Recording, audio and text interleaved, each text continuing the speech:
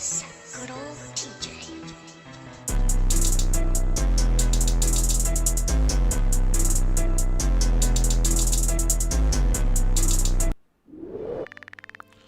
Konnichiwa. It's your boy INCOG. Back on our reaction video. And today, guys, we're doing a video called His Broken Dream, Dilucs Origins, Genshin Impact. So I seen he's Diluc dude. I know he's like a top server or something like that. He's like a 5-star. I'm not top server, but a 5-star like character or whatever in this Genshin Impact game. The reason why he seems appealing to me is that he has red eyes, black outfit, and I think he does fire or pyro, or he has the sword as well. All the stuff that like just chase out my list for a character. So yeah, so without further ado, guys, you guys like what you see here, stop liking the video. Also as well, 8% of you guys that watch my videos are not subscribed, so you go ahead and hit the subscribe button if you guys are getting recommended over here. If you guys like the content, share video circle stuff, comment down below anything you have that you want to talk about in the comments down below. Let's have a discussion in the comments. And yeah, without further ado, oh yeah, hit the bell notification, make sure you click all. Notified to make future upload. Alright, so without further ado, let's get right into this. So play.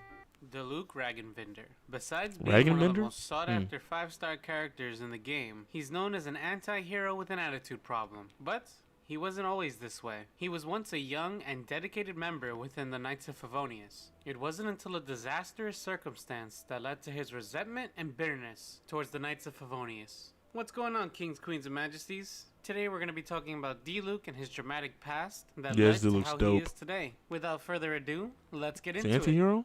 Looking at Vanessa and Diluc, I know what you guys are thinking, but Vanessa is not an ancestor of Diluc. If you don't know what a Maraudin is, it's the race of people who hail from Netlan.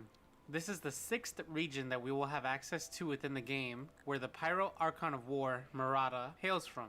While we are yet to be there at this point in the game, we do have information about Marada and her people. This is thanks to Venti and Vanessa from the Genshin manga.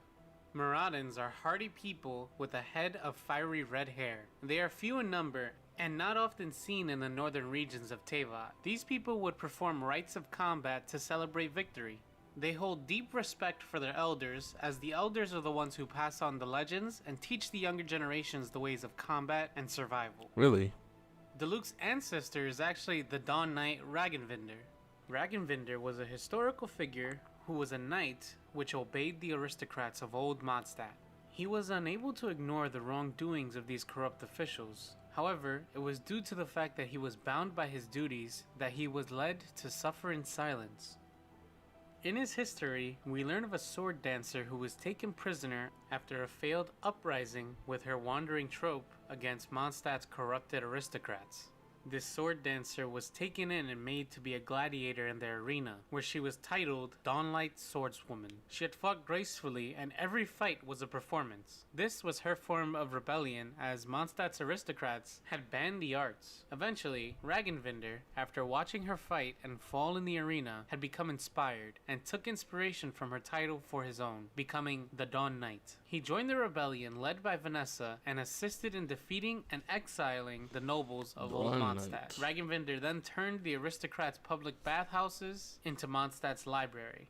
Now, I think it's worth noting, before Vanessa and Ragenvinder existed, 2,600 years ago, during the rebellion of the Caribbean, a Maraudon fought alongside Venti and the Nameless Bard. It is unclear if this is a distant ancestor of Vanessa or Ragenvinder. This gentleman does share a resemblance to Crepus, Diluc's father, and Diluc himself. Maybe he is an ancestor of Ragenvinder, but there's no solid evidence that states this just yet. But it is something to think about. Anyway, back to Diluc and his past. Diluc's mother is currently unknown, but his father is Master Crepus. Diluc was raised alongside his adoptive brother Kaya by his father. Crepus Ragenvinder was the owner of the Dawn Winery, a winery that is said to be so successful that it effectively represents the entire wine industry of Mondstadt.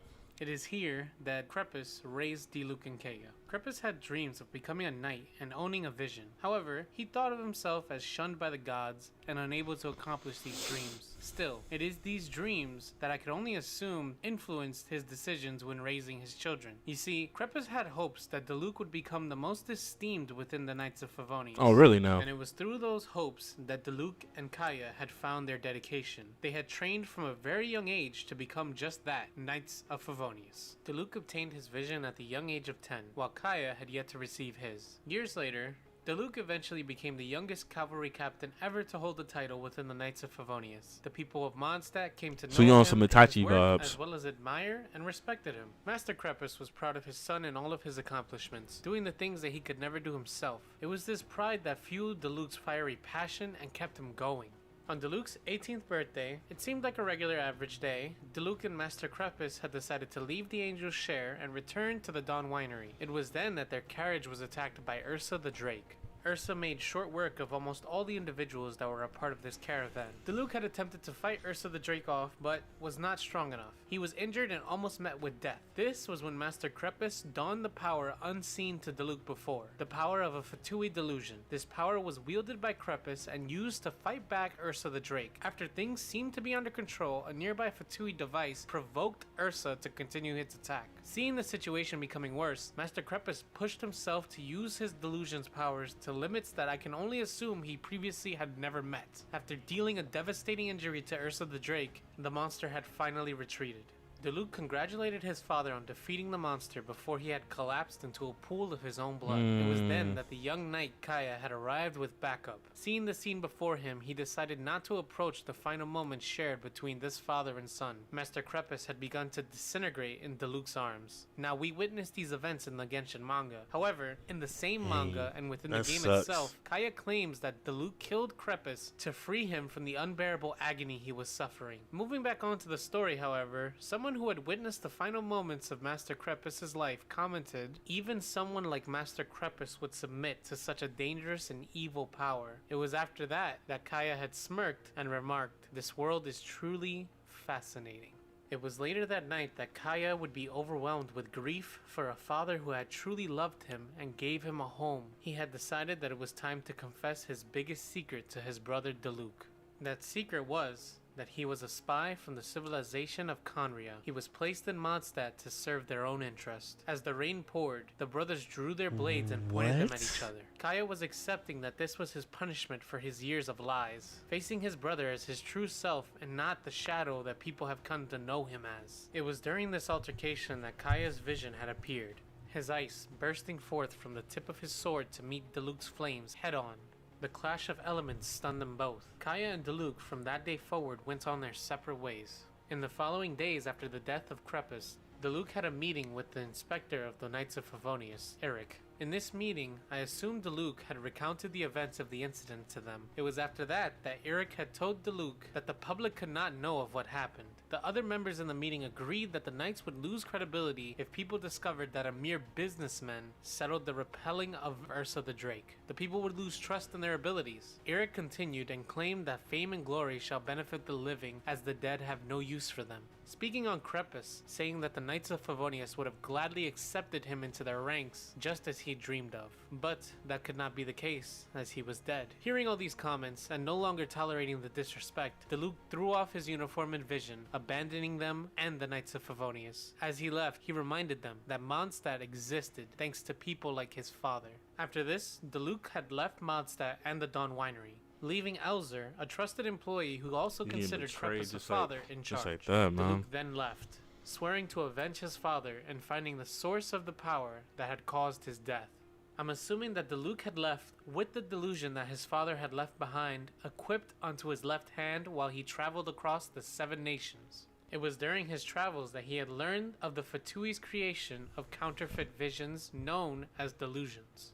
This device could amplify the power of whoever used it to an extreme, but it carried a risk of backfiring. Diluc questioned his father's reasoning for owning such an item. Was it for good? He wouldn't ever hear the answers from his father himself, but he would still try to find out the truth. Before we get too far, I think this is a cool little fun fact about Diluc. He has a habit of adjusting his left glove, which he does in a few cutscenes, idle animation, and in his official art. I think this habit was definitely developed with the fact that he probably used the delusion a lot in his life. And I don't know, I think it's pretty cool that MiHoYo has these like small little details in the game. While on his quest for answers, Diluc eventually garnered the attention of the 11 Harbingers of the Fatui. Diluc was attacking and laying to waste several Fatui strongholds, which forced the 11 Harbingers to take action. Diluc having almost died to them, barely escaped with his life thanks to the help of a third-party observer from the I cannot north. wait to This get my person is yet to be PlayStation so I can revealed to play us. this game, This person was man. monitoring Diluc This for a Diluc dude while is so and extended an freaking invitation bad. to an Like, he is so underground badass. intelligence network.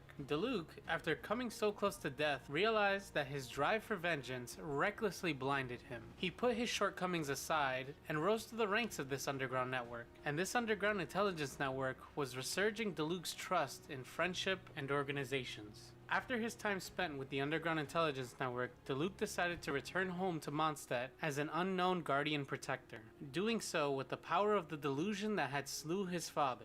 The only person that Diluc trusted with the information about knowing what his actions were was his trusted butler, Alfred.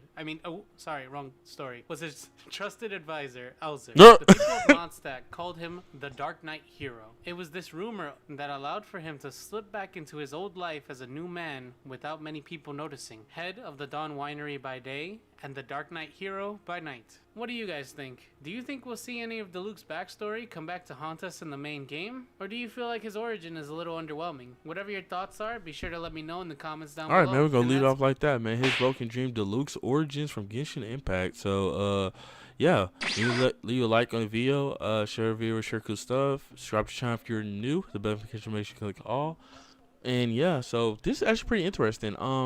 Like I say, look, this just off rip, just his background story and everything like that. Just this character alone will make me want to play Genshin Impact. Just alone, this character right here. Like, I don't even care about no other character right now. Just this character. Like, he's got fire. He has like this tragic backstory and all, like just everything in the character that I want. That's what he is. That's what Diluc is, literally. But alright, guys. So without further ado, it's your boy INCOG. I'm out. Here.